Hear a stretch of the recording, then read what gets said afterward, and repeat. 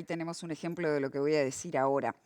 Cuando nuestro próximo entrevistado asumió como secretario general del Partido Comunista del Uruguay hace bien poquito, dijo que la política muchas veces se simplifica en blanco y negro, como que hubiera que ser aplaudidor o tirar piedras. Aclaró que no se identifica con ninguna de estas posturas y afirmó: nosotros no somos una cosa ni la otra. Este gobierno es nuestro, es nuestra conquista, es nuestra construcción y sentimos sus limitantes también como nuestras. Entonces, hablando de limitantes, les damos la bienvenida al senador Óscar Andrade y le pregunto ya de entrada, ¿cómo conviven los comunistas con el concepto de revolución de cosas simples, cuando en realidad el partido estructuralmente es el partido de la revolución de las cosas estructurales? De las dos, de las dos. Yo creo que hay un poeta extraordinario que es Silvio Rodríguez que hace una canción con la fábula de los tres hermanos. Y dice, el primer hermano salió a recorrer y a llegar lejos y solamente miraba a lo inmediato. Y por solo mirar lo inmediato llegó un momento en que no sabía bien dónde iba. O sea, caminó mucho, caminó sin tropezarse con ninguna piedra, ningún pozo, pero no llegó lejos. Entonces el segundo hermano salió y solo ponía los ojos en el porvenir, en la estrategia, digámosle. Y esto le ayudaba a tener rumbo, pero no miraba lo inmediato, y al no mirar lo inmediato se pasó tropezando, lastimándose. Y el tercer hermano, que fue el que llegó más lejos de los dos, ponía un ojo en el porvenir y un ojo en lo inmediato. Yo creo que el gigantesco desafío que tenemos es atender lo inmediato, atender el que hoy pasa frío, el que hoy tiene hambre, el que hoy no tiene trabajo, el que hoy sufre violencia, y tratar de mirar lejos, de decir, bueno, pero ¿cómo resolvemos problemas que, si bien con medidas que seguramente no tengan respuesta en lo inmediato, pero son imprescindibles para poder atender problemas nudos que son estructurales, que no son simples? Y yo creo que más allá de las consignas, los militantes de izquierda tenemos que atender las dos cosas para traer esto a tierra. Es evidente que la situación de emergencia de la pobreza infantil y de desigualdad que golpea hogares con infancias es un problema inmediato, no puede esperar, ¿no? O sea, el niño que sufre violencia hoy, que Pero está mal también es alimentado hoy, estructural. pero además hay que mirarlo a largo plazo. Y hay otros terrenos donde seguramente no tengas el esfuerzo que haces hoy no tenga respuesta para hoy. La inversión en ciencia y tecnología, o sea, lograr que una parte de la comunidad académica y científica no se te vaya del país, no vas a tener respuesta inmediata. O sea, es una inversión que va a tener resultado en el mediano y largo plazo, y es un esfuerzo que tenés que mantener de manera estructural. Entonces, yo creo que hay distintos nudos. Hay nudos que son inmediatos, es decir, bueno, este no puede esperar a mañana, es ya, ¿no? Y hay medidas que claramente tienen que ver con cuestiones estructurales de mediano y largo plazo, y en las dos hay que trabajar. Yo creo que hay que tener unos... Claro, es muy difícil hoy. ¿Por qué es muy difícil hoy? Porque el mundo hoy está convulsionado. Estamos en un momento de locura. Yo, creo que el 30 de diciembre, en una entrevista decía, bueno, ¿qué planes para el año? Y yo qué sé, depende de qué piensa Trump. Si Trump piensa incendiar América Latina, es un escenario. Si no piensa incendiarla, es otro escenario. Bueno, me quedé corto, claramente está pensando en incendiar el mundo, y tenés una lógica donde algo que era previsible, que es la historia es bastante... hay una tendencia histórica que los imperios en declive se tornan más agresivos. El Imperio Otomano, el Imperio Español, Francia en Argelia. En este caso el problema es que se torna agresivo un imperio que tiene una capacidad de destrucción como nunca antes conoció la humanidad. Y estamos en ese momento. Entonces, como que todo además se torna en medio de esa situación. No existe el orden internacional. Bueno, y entonces... Ahora, la relativización debiera ser el plan B. Es decir, si el escenario cambia, nosotros cambiamos el plan. Pero el plan A Sí, pero a ver, el escenario... es el del El gobierno. escenario yo creo que ya cambió, ¿no? Creo que ya cambió, ¿no? Vos tenés que... sería absurdo decir, bueno, hay un intento de achicharrar a China y nosotros que tenemos una cuarta parte de nuestras exportaciones con China, ¿qué pensamos? Que somos espectadores de ese escenario. O sea, América Latina, que multiplicó por 40 su relación comercial con China, ¿no? Pensamos que no tenemos nada que hacer en esta discusión, que no es nuestro interés defender reglas claras de juego, el orden comercial. Claramente sí. O si no podemos percibir cómo esto está pasando, por ejemplo, hace un año en Panamá, donde el gobierno de Panamá hizo un acuerdo con China, Trump lo que le hizo fue meterle tropas. no fue con diplomáticos, le metió tropas. El gobierno tuvo un terror, rompió el acuerdo con China, pero las tropas quedaron y hoy controlan el canal. Y el gobierno, para intentar calmar a Trump, firmó un memorándum donde los buques norteamericanos pasan gratis, hundiendo toda posibilidad de soberanía. Pero Trump dijo, no, el canal es mío.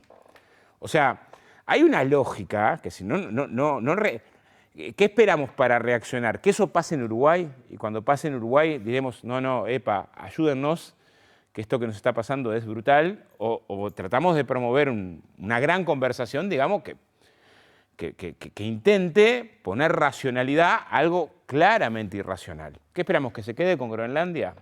Sería una sorpresa que se quede con Groenlandia cuando viene anunciando que en función de la ruta comercial del Ártico, para mi interés, Groenlandia es mía. Cuando hay documentos presentados que dicen, bueno, este es mi hemisferio, ¿no? O sea, hay una lógica donde la disputa por los recursos naturales llegó a un nivel de irracionalidad, o la racionalidad del más fuerte, digámosle. En ese escenario, yo creo que nuestra acción inmediata que hay que tomar, atender la situación de calle, atender los problemas educativos, atender el problema del empleo, tiene que mirarse en el sentido de decir, bueno, reaccionemos, que tiene que haber un movimiento global por la paz que le dé racionalidad a esto. El planteo que hace Sánchez en España, decir, basta con la guerra, es de elemental sentido común. O sea, todos tendríamos que rodear un planteo de esas características, porque si bien hay semejanzas con lo que pasó previo a la disputa por los mercados en la Primera Guerra Mundial, porque las potencias se repartieron África con un costo de humano incalculable, muy doloroso, y no les alcanzó, y entonces en esa disputa por mercados terminaron resolviendo esa tensión a los cañonazos, y lo que pasó previo a la Segunda Guerra Mundial, que es el ascenso, el expansionismo, y un líder que hablaba en estos términos, zonas de influencia, en los términos que habla y muy racista, como es claramente, hay que ver lo que hace ICE a la interna de Estados Unidos, el mundo no reaccionó. Ahora se van a cumplir 90 años del golpe de Estado a la República Española. Los nazis se metieron en ese golpe de Estado y el mundo miró un poco para el costado. Oscar, en las últimas horas se reunió Lula da Silva, el presidente de Brasil, con el presidente de Sudáfrica, y Lula dijo, si no nos preparamos, algún día nos van a invadir. ¿Cómo debería prepararse Uruguay? Pero el caso de Lula es clarísimo. O sea, hubo un intento de golpe de Estado en Brasil. La justicia brasilera con pruebas abrumadoras. ¿Qué debería hacer Uruguay? Claro, pero lo que siento es miremos la reacción de Lula. Con pruebas abrumadoras juzga a Bolsonaro. Y Trump dice, es mi amigo, suéltenlo. ¿Cómo la justicia define? Y achicharra aranceles a Brasil. Y este año lo que va a pasar, yo les spoileo... Bueno, después se sentaron también, es que ¿no? Sí, claro, se amigaron pero bastante. no hay duda que en las elecciones de Brasil van a intervenir. Van a intervenir como intervinieron en las de Honduras, en las de Argentina, como claramente... después nos enteraremos hasta qué punto intervienen, ¿no? Cuando se desclasifique todo nos enteraremos, pero en general hay una lógica muy fuerte. Bueno, yo creo que es de pueblos y gobiernos. O sea, es de pueblos y gobiernos convocando a que tiene que haber un orden internacional. Este que existía se pulverizó, tiene que existir uno. No puede ser que la resolución de las diferencias sea a los cañonazos. Para un país pequeño como el Uruguay es mucho más importante todavía, ¿no? Prepararnos no es prepararnos militarmente, sería absurdo pensar que en esta... pregunto de qué manera se puede preparar Bueno, Uruguay. yo creo que hay que generar condiciones de unidad, con lo complejo que es, ¿no? Con lo complejo que es, porque hay países y corrientes políticas que legitiman la barbarie, y esto es muy peligroso. El caso de Milei es el más claro, ¿no? Le aplaude, ¿no? O sea, fíjense en el orden que propone Trump. Trump propone un orden alternativo al de Naciones Unidas. Estados Unidos abandona 66 instancias internacionales, 33 de Naciones Unidas, y dicen, va a haber un nuevo orden. ¿Cuál? El que yo elija. Conmigo como presidente perpetuo, ¿no? ¿Y quiénes van a participar? Los que yo elija. ¿Hasta cuándo? Hasta que yo quiera. Y el comité ejecutivo también lo armó yo. ¿Cómo puede ser ese el orden? Ese orden también se rompió cuando Rusia invadió Ucrania, ¿no? Sí, antes. Yo diría cuando Estados Unidos invade Irak y cuando la OTAN invade Yugoslavia. Y en esa lógica del orden, pero hay una reacción. Rusia invade Ucrania, al otro día acá hubo una condena unánime. Y hubo miles de sanciones a Rusia. No pudo jugar ni el Mundial, creo. O sea, la comunidad internacional no es que no reaccionó ante la invasión de Rusia a Ucrania, más allá de cómo se expandió la OTAN, las promesas, hubo una reacción general. El genocidio en Gaza no tuvo una reacción parecida, no tuvo, hubo movilizaciones, pero no hubo cientos de países que tomaran sanciones contra Israel. O sea, la lógica de la ruptura del orden internacional, yo acepto lo que me decís, la acción de Rusia con Ucrania, más allá de los 15.000 que habían muerto en el Donbass, ¿no? Está inscrita en este deterioro del orden. Pero ahí hubo reacciones. Acá lo que hay es legitimidad, es decir, bueno, esfuerzo por intentar legitimar, que también dolorosamente se ven internamente. Yo voy a rescatar 3 referencias que escuché esta semana. Al diputado Schipani diciendo, solo le pide una cosa a Trump, y no le pide que se calme, que baje el... No, invada Cuba. O sea, en este escenario tenés un legislador que lo que dice es alienta, invada y secuestre al presidente de Cuba. Eso es lo que tiene que hacer Trump, ¿no? Insólito. Sanguinetti, que esto maneja mucho, diciendo, Israel puede invadir a quien quiera. O sea, en vez de decir, paren, diciendo, no, invada. O Bordaberry ayer pidiéndonos que nos sumáramos a este espacio de coordinación militar geopolítica orientado por los Estados Unidos del escudo. ¿Cómo? ¿Cómo puede ser que en vez de decir, bueno, defendamos nuestra soberanía regional afirmando un concepto, América Latina es zona de paz y de no injerencia, y menos de no injerencia de una potencia tan belicista con la historia de injerencia que tiene? Creo que no hay país en el que Estados Unidos no haya intervenido en América Latina. Oscar, te traigo de vuelta a lo local, Sí. si te parece, porque vos decías ahora, antes de hablar sobre la situación geopolítica, decías, hay cuestiones que son urgentes y acciones que se necesitan tomar ya, ¿no? Y en eso entra la falta de plata. Uruguay necesita plata para poder ejecutar esas cuestiones. No hay consenso con respecto a la propuesta de grabar al 1%, el gobierno está cerrado. Ayer estuvo acá la vicepresidenta del PIT-CNT, Carolina Spilman, que decía, bueno, no, estamos abiertos a otras alternativas. ¿Cuáles son esas alternativas que podrían llevar al consenso y a que realmente se pueda ejecutar medidas para conseguir más dinero? Yo le voy a dar un poco de contexto a eso porque parece que es de justicia. Primero, nosotros tenemos una acción económica fiscal donde si no se tomaban medidas tributarias tenías un ajuste, ¿no? O sea, o tomabas medidas tributarias o tenías que hacer un ajuste en los salarios, un ajuste en las jubilaciones, un ajuste en las políticas sociales. No hubo ajuste. ¿Y por qué no hubo ajuste? Porque se tomaron medidas tributarias, ¿no? Las medidas tributarias evitaron el ajuste y lograron un incremento. Lo que en todo caso es discutible, es decir, y eso me parece que es un debate en el que yo comparto la opinión de la central, el incremento tendría que ser mayor. Pero hay que reconocer esta situación. ¿Por qué? Porque no hubo consenso en ampliar impuestos para evitar el ajuste, ¿no? La oposición no votó, salvo los 2 votos de Cabildo, no votó los impuestos a las grandes multinacionales, ni a las transferencias de las filiales al exterior, ni a las ganancias de capital de los residentes afuera. Esas medidas tributarias evitaron un ajuste. Entonces, en vez de tener que rebajar los salarios, aumentaron los salarios, en vez de rebajar las jubilaciones, aumentaron las jubilaciones, y en vez de recortar las políticas sociales, aumentaron las políticas sociales. En ese contexto lo que hay es una discusión de decir, bueno, el volumen con que aumentaron las políticas sociales, las jubilaciones y los salarios, en particular los más sumergidos, ¿es suficiente o tiene que ser más? Y ahí está la propuesta del 1%. Pero si no hubiera cambio de gobierno, no estaríamos discutiendo el 1%. Claramente estaríamos discutiendo un ajuste porque con un déficit fiscal de más de 4 puntos, un 60 y pico % de deuda en relación al PBI, la única forma o si no tendríamos un desconchave fiscal. Entonces, yo quiero valorar esto porque si no pareciera que partimos de cero. No partimos de cero. Evitamos un ajuste a partir de medidas tributarias. El problema es que una parte de lo que recaudás de las medidas tributarias tiene que ir a tapar un agujero que heredaste. Y no lo heredaste de los marcianos, lo heredaste de los que iban a ordenar el déficit fiscal y nos dejaron en el primer año de gobierno el mayor déficit fiscal desde el año 90, del primer año. Entonces, las medidas que están son importantes, sí, algunas son muy importantes. O sea, para poner en comparación, este periodo va a duplicar la inversión en vivienda para asentamientos. Y si el periodo pasado nos promocionaron mucho que la inversión en asentamientos era récord, bueno, se va a duplicar, no es que va a ser marginal. Y esto impacta en componente de pobreza. Va a crecer un 50% el bono escolar, una cuarta parte de los estudiantes de media van a tener beca para poder sostenerse en la educación. Con esto que estás planteando, vos decís que entonces que si no se llega a un acuerdo por el 1%, igual ya el gobierno está tomando medidas, o decís, no, es necesario esta medida. Yo creo que es necesario el 1% y voy a tratar de fundamentar por qué. Porque el tamaño de la vulneración de las infancias es muy grave. Entonces, ¿qué es lo que pasa? Que la mitad de los niños y adolescentes viven en hogares que tienen condiciones de precariedad. La mitad. Es muchísimo. Según un informe que hace el año pasado, a mitad de año, la Cámara de la Construcción con UNICEF.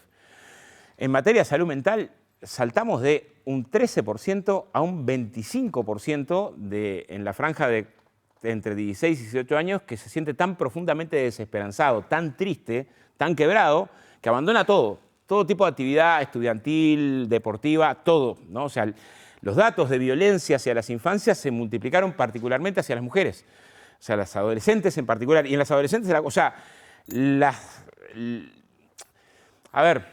los dramas que sufre la infancia son tan duros, tan impactantes, y es tan importante atenderlo de manera inmediata, que no debiéramos quedarnos cortos a pesar de que reconozco el incremento. Yo defiendo todas estas medidas. ¿Que O'Donnell no entiende eso? Perdón, Gaby. Sí, entiende. Yo creo que lo que hay es un debate abierto en el frente, ¿no? Donde la reflexión es esta, es decir, bueno, el problema es si la incorporación de un nuevo impuesto no puede generar externalidades complejas. Me parece que fue bastante sólida la presentación en el Paraninfo, de tener las salvaguardas a la hora de crear el impuesto, de dejar fuera cuando hay reinversión, de dejar fuera algunos componentes productivos, de intentar ir por el lado del impuesto sin afectar las cuestiones del trabajo y lo productivo. Lo presentamos contigo, lo presentamos con el PIT-CNT, están puestos los argumentos sobre la mesa. El tema también pasa, y quiero preguntarte esto específicamente, por la correlación de fuerzas internas. Ustedes han ido acumulando fuerzas a favor del 1%, porque ahí sentado en esa silla, Lucía Topolansky dijo, esto no está en el programa, esto es inviable. Es que la discusión... Y estamos hablando del MPP, con lo que ¿no? planteaba Carolina casi, esa misma frase. Si en la rendición de cuentas la propuesta es, miren, vamos a hacer un esfuerzo incremental en atender la infancia, en atender las problemáticas de salud mental, en atender las problemáticas de violencia, en atender las problemáticas de vivienda, y el esfuerzo va a estar constituido con estos recursos que salen de este otro lugar. El problema no es el instrumento. El fondo es decir, bueno, Uruguay no puede producir alimentos para 30 millones de personas y tener inseguridad alimentaria en las infancias. No te puede pasar. O tener una condición donde la segregación residencial se duplica en las infancias que en el resto de la población. El hacinamiento es 20 veces mayor en los hogares con infancias que en los hogares sin infancias. O sea, esto también claramente es una cuestión de género. La infancia no está sola ahí, es mayoría de veces que una madre que está sola. Lo que estoy diciendo es, hay un conjunto de medidas que hay que tomar. Algunas ya se tomaron. Voy a poner un ejemplo, y que creo que va a tener un impacto muy fuerte si además logra cumplirse de manera razonable. La negociación salarial de trabajo doméstico y de rurales, que logró dos acuerdos históricos, ahí hay 300.000 trabajadores, más o menos, donde hay muchísimos de hogares que están en condiciones de precariedad. O sea, esa herramienta seguramente sea más importante que determinada transferencia o subsidio, si logramos que efectivamente después se cumpla, porque va a generar condiciones de crecimiento del salario a los hogares que están más castigados. Donde cosas que pueden parecer poco, ya por ejemplo, la beca Butiá salta de 10.000 a 25.000 pesos anuales, en los meses de estudio serán unos 3.000 pesos por mes por hogar, por estudiante. Fíjate, si esto lo cruzás con el dato de vivienda en materia de alquileres, dice, bueno, en el quintil más bajo hay 50.000 hogares casi que tienen un ingreso de 25.000 pesos por mes y gastan 10 en el alquiler, les quedan 15 para vivir. A ese hogar le entran 3.000 pesos, puede parecer poco 3.000 pesos para el que se lo gasta en una cena, pero no es poco. Es evidente que es insuficiente. Lo que estoy diciendo es cómo un conjunto de medidas, la mejora del salario, el bono crianza, la beca Butiá, apuntalan, la mejora, o sea, contribuyen a apuntalar una parte de la sociedad que está en la cornisa. Que hoy no está en el fondo del fondo, pero está en la cornisa. O'Donnell ha dicho que en la rendición de cuentas de este año no prevé incrementar el gasto ni incursionar en ningún aspecto de este tipo. Como coordinador de la bancada de senadores, ¿propondrás que haya cambios en la estructura? A ver, nosotros tenemos que hacer un esfuerzo por atender una demanda social muy importante en un contexto muy complicado. ¿Eso significa que sí? Yo entiendo. ¿Que vas a dar esa pelea? Sí, claro, es evidente. En un montón de áreas tenemos que hacer esfuerzos notorios. Capaz que uno de los más claros es el de educación. Yo entiendo la mirada de Gabriel. Tenés un mundo que está estallando a pedazos, donde la toma de decisiones, o sea, cuando hay alguien que está con un cañón apuntando a todos los países, no es el momento especial para altas tomas de decisiones. Cuando el petróleo hoy te está diciendo va a pasar los 100, no sé, por barril, no sé cuánto va a valer, ¿no? Hay un montón de inestabilidades, ¿no? Donde yo entiendo la lógica de decir, bueno, mirá dónde estamos parados, ¿no? Hay una especie de descalabro, ¿no? Ahora, yo creo que Supongamos, si tenemos una cuestión de descalabro, donde algunos aspectos de la estrategia de desarrollo, donde también hay un conjunto de medidas que se tomaron que es bueno no menospreciar, se tienen que postergar, intentemos no postergar la demanda de lo social. Primero, hay que aplicar de manera efectiva lo que se resolvió en el presupuesto pasado, las becas UTIA, el bono crianza, el bono escolar, las partidas para vivienda, las partidas para el Ministerio de Transporte y Obras Públicas, o sea, porque no es que estamos en el mismo lugar. A ver, el Ministerio de Transporte y Obras Públicas va a tener una inversión entre asignación presupuestaria y PPP que es casi un 50% arriba del periodo anterior. No es que quedaste en cero, fuiste a gasto cero en la inversión, ¿no? Claro, en un mundo donde se está cayendo todo a pedazo, probablemente eso no alcance. Y yo creo que Gabriel tiene la inteligencia para no atarse una frase, ¿no? Es cierto, el ministro Corbetti dice, bueno, yo doy una señal de previsibilidad larga.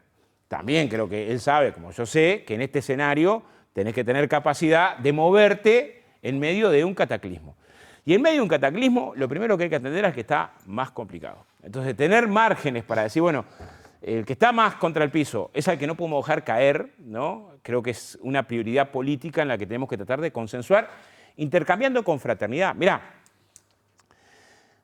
si O'Donnell tuviera la tranquilidad de que instrumentos como el 1% fueran neutros en la afectación, yo estoy convencido que lo suscribe, ¿no? En tu caso tiene dudas, opiniones diferentes, y cuando tenés opiniones diferentes sobre instrumentos, lo que tenés que hacer es discutir con mucha fraternidad.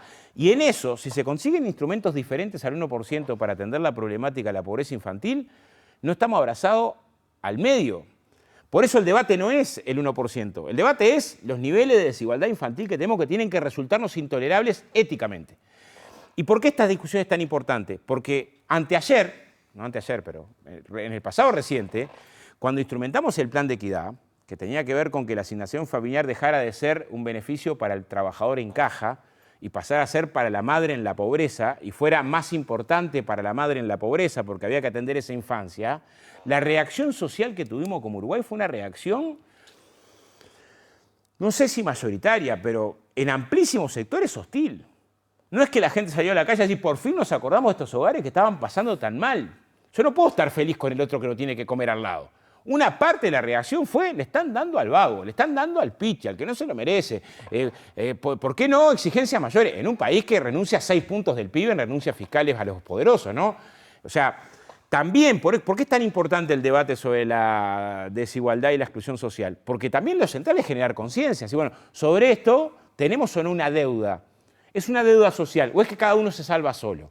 Oscar, en el Frente Amplio hay diferencias sobre la creación del Ministerio de Justicia, hay resistencias incluso dentro del MPP. ¿Cuál es tu postura al respecto? Mi postura es que tenemos que abrir el debate con la propuesta arriba de la mesa, ¿no? La propuesta, el detalle de la propuesta. No tienes una posición definida aún. En el programa hay una orientación hacia ir a un Ministerio de Justicia y Derechos Humanos, ¿no? Que tendría que equilibrar esas dos institucionalidades. Bueno, primero conocer la propuesta del Ejecutivo, me parece que es hasta de seriedad. Ver qué relación tiene con el programa, con las propuestas del programa y abrir la discusión, ¿no? Bueno, Si pero ¿no te parece arriesgado que el presidente de la República haya planteado frente a la Asamblea General un proyecto que todavía no tiene acuerdo dentro del propio oficialismo? Bueno, a ver, la propuesta está en el programa. La propuesta está en el programa. Después me gustaría discutir sobre contenidos de la propuesta. Y abrir la discusión. Decir, bueno, miren, estos son los riesgos que tiene la propuesta en concreto. Pero discutir sobre el anuncio, cuando está en el programa, me parece que no es el momento de la discusión. Pero pasa que, Óscar, ahí el argumento que aparece dentro del oficialismo incluso no es una cuestión de qué tipo de contenido tiene esa propuesta, sino que hablar hoy de crear un ministerio no es prioritario cuando pasa esto, lo que vos mismo estabas hablando, ¿no? Pobreza infantil. Bueno, pero tiene y no, porque vos intentás darle otra institucional, por lo menos al sistema carcelario. Y hoy 8 de cada 10 personas que están en situación de calle salen del sistema carcelario. Entonces, construir otro diseño institucional que logre preservar desde una perspectiva de derechos humanos. Por eso quiero ver más de qué estamos hablando, en el sentido no de un cambio de figuritas, sino de decir, bueno, va a haber una transformación democrática del Estado que tiene que claramente cuidar las garantías para mejorar cómo articula el Estado sus políticas, porque muchas veces lo vemos separado, cosas que no están separadas. ¿El Partido Comunista estaría de acuerdo entonces? El Partido Comunista quiere encontrar procesos de debate unitario a la interna del Frente Amplio que logren, sobre este tema, no partir aguas. En todo caso, sí hago una referencia. No es una ocurrencia de Yamandú, está en el programa del FA. O sea, el Frente Amplio, y con apellido, coloca en el programa la posibilidad de un Ministerio de Justicia y Derechos Humanos. Sí, te preguntaba sobre la oportunidad de las cosas, ¿no? Bueno, pero lo coloca para este periodo. Bien. Es más, no solamente estaba en el programa de gobierno del Frente Amplio, estaba en el programa de gobierno también del Partido Nacional, ¿no? Y creo que lo que tenemos que hacer, yo intentaría generar las condiciones de decir, bueno, miremos dónde están los reparos.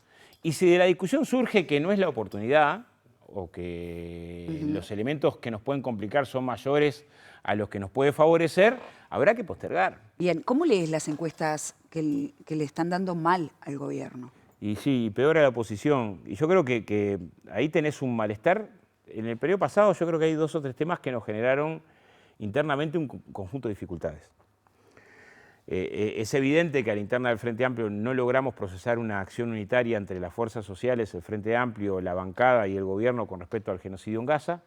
Eso generó un malestar duro. Uno mira, y es cierto que ahí tenés una cantidad enorme de compañeros que si bien la posición del gobierno con respecto a Israel-Palestina cambió, o sea, no se alineó pro Netanyahu, pasó a condenar, el gobierno optó por nunca definir el genocidio como genocidio. Sí la bancada, sí la fuerza política y sí la mayoría de las fuerzas sociales que tienen referencia. Creo que eso nos generó una tensión interna muy fuerte. La necesidad de respuesta al presupuesto educativo es otra demanda muy potente y que hay que atender. O sea, hubo incremento en las demandas, están las becas Gutiá, se duplicaron los comedores, se amplió las escuelas de tiempo extendido, pero la demanda en materia, la inversión incremental en ciencia y tecnología pasó de 35 millones de pesos a 1.223. O sea, no es que quedaste en el lugar que estabas, pero hay una parte de la base social que te demanda en materia educativa un esfuerzo mayor. Y yo creo que nosotros estamos obligados a intentar aproximar el resultado actual de presupuesto educativo a un objetivo que está en el programa del Frente Amplio, que es el 6% a la educación. El Frente va a salir al interior a hablar a todo el territorio Bueno, sí, nacional. claro, es que Ahora, tenés que- ¿se desconectó, como dice la oposición no, o como y después lo que digo afirma la es, oposición? ¿Se ahí- desconectó de los problemas reales de la gente? No, yo creo que buena parte de lo que se enfoca en el presupuesto son problemas reales. A ver, el duplicar la inversión en vivienda es un problema real. El hacer una inversión muy importante en obra pública es un problema real. El Procría, para atender la situación de la ganadería en el país, más de 1000 productores, que el índice de preñez es lo que lo determina las posibilidades de desarrollo del país, es un problema real, incorporando ahí la posibilidad de asistencia académica a una parte de la producción. La inversión más grande en la historia en la lechería se hizo en el periodo pasado. Está bien, Oscar, pero no se está leyendo por parte de la población. Porque también es cierto que hay una parte de las medidas que están en construcción. O sea, las becas Gutiá se votaron el año pasado, se entran a aplicar este. El incremento del bono crianza se votó en el presupuesto del año pasado, empieza a regir ahora. ¿Y entonces qué crees que pasa? yo ¿Que digo hay un choque entre la expectativa y los tiempos? Yo lo que estoy diciendo es que hay una parte de la construcción de las acciones de gobierno que están en curso y que no las garantiza que se hayan votado. Por eso iba a los convenios colectivos de los rurales. Fue un muy buen convenio colectivo. Por primera vez que desde que negocian los trabajadores rurales siempre fueron medios postergados. Cuando se votaron las 8 horas en 1915 no se votaron para el trabajo rural. Cuando se convocó a la negociación colectiva en la ley de consejos salarios del 43 se excluyó al trabajador rural, históricamente postergado. En el 2005 se los convoca a la negociación colectiva, establece la limitación de 8 horas, pero los convenios colectivos en general nunca lograban contenidos fuera de los salarios. Por primera vez un convenio colectivo del trabajador rural logra un conjunto de contenidos extrasalariales. Ese es un avance, y yo qué sé si es un avance, porque si mañana no se cumple en el lugar de trabajo, va a ser un avance de papel. Entonces, parte del desafío que tenés hoy es decir, bueno, ¿cómo lográs que determinado contenido, que es muy importante desde tu sensibilidad, porque atiende una parte de la población que históricamente estuvo más postergada, no quede en el papel, sino que efectivamente se cumpla? Entonces, va a depender mucho de que se cumpla. En el caso de trabajo doméstico, igual, lograron por primera vez categoría, pero si después en ningún lado se respetan las categorías, seguramente ese logro sea un logro virtual. Entonces, también yo creo que nosotros tenemos que entender que determinadas medidas van a poder potenciarse en la medida que se plasmen. Las becas Gutiá puede ser una gran herramienta que ponga arriba de la mesa el derecho a la educación, pero si se administran burocráticamente, lo que puedes tener en los centros de estudio es una gran olla de grillo, porque a aquel le tocó la beca, pero a ella no le tocó, y están más o menos parecidos en la situación económica, entonces queda trompuda y se arma lío, y el día que aquel se compró un chicle, así, mirá, la beca le dieron a aquel para el chicle, que además resulta que es tremendo vago el de la familia. O sea, ¿qué quiero decir? Que la instrumentación de determinadas medidas no alcanza con que técnicamente atienda un problema que sea real. La mayoría de la deserción estudiantil está en el quintil más pobre y por lo tanto las razones económicas son un factor determinante de las posibilidades de seguir estudiando. O sea, muchas veces tenés que elegir entre salgo a trabajar o sigo estudiando o cuido a mi hermano porque salió una changa para tu vieja y tenés que dejar el estudio. Becar para tratar de sostener en la educación pega en un montón de lugares. 9 de cada 10 personas que están presas no terminaron un ciclo básico. O sea, no hay que mirar los problemas por separado, sino que hay que tratar de mirarlos de manera articulada. Bueno, el cómo se explica esto a la sociedad y se instrumenta, o sea, hay medidas que hay que instrumentar con la sociedad, con los padres, con la comunidad educativa, con los propios estudiantes, y lo que te va a venir es que te digan, mira, esta beca es insuficiente, precisamos más cantidad de becas o el monto tiene que ser mayor porque si no, no garantiza. Y tenés que exponerte también a que ese sea el resultado. Y ante ese resultado, si es de principios o es una orientación a defender en un sentido estratégico el derecho a la educación, tenés que tratar de encontrar cómo lográs los recursos para resolver. Entonces, el debate del 1% es bastante más que el 1%. Voy a poner un ejemplo ahora. Y nos vamos con esto. Mes que viene va a venir la propuesta de reforma de la seguridad social. ¿Qué es lo que queremos que tenga dentro? Que se atienda a la población históricamente castigada, que la población con discapacidad, que se atienda de mejor manera el seguro de desempleo, que logres acceder a mejores jubilaciones, que haya un sistema de cuidado que logre además atender las desigualdades de género que tiene el país. O sea, a priori, esos serían los objetivos. Mejorar las condiciones de acceso a la jubilación, jubilarte mejor. Ahora, nada de eso es gratis. Entonces, una propuesta potente en materia de reforma de la seguridad social tiene que discutir quién la financia. ¿El quién la financia es neutro? Bueno, yo participo de la idea que quien tiene mayor espalda tiene que participar mejor, con más fuerza de la financiación que quien está más embromado. Entonces, el debate redistributivo, si no lo das en un sentido, te va a venir por otro sentido. Yo entiendo que no es solo redistributivo el problema del Uruguay. Uruguay tiene un problema de desarrollo. Tiene que generar condiciones de salir de la dependencia. Pero ¿cómo equilibrar las dos desigualdades? Las desigualdades que tenés el Uruguay con los países centrales, a las desigualdades internas de manera simultánea, es un poco el desafío que tenemos en este tiempo en un mundo tan complejo. Gracias por haber venido esta No, gracias mañana, por Óscar, invitar. un gusto. Nos vamos.